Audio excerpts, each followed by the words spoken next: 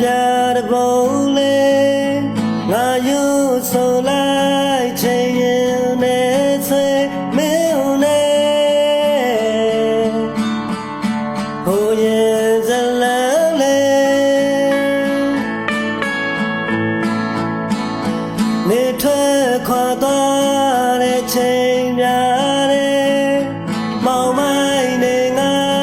ရဲ့ခံစားချက်အတော့မဲရာရာဟာတုံးများပဲမမြင်ရတဲ့ချိန်ကနာခဲ့ဘဝကြိုးလေးမဲလားပြောင်းဆုံးမလားမတွေ့ရ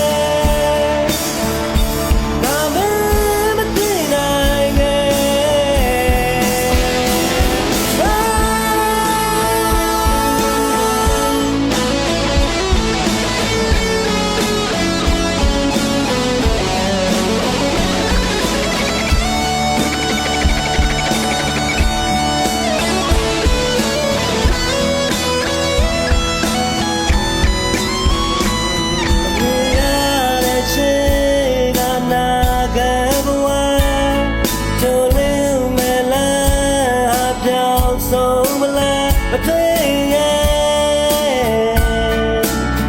လုံးလုံးမသိခဲ့မိတယ်အိမ်မတွေ့တဲ့မညာတိုင်းတွေ့နေအပြုံးတွေလာတဲ့ချိုးဆုံးပဲခဏပဲနေရောက်မှကုန်ပြောင်းဆုံးခဲ့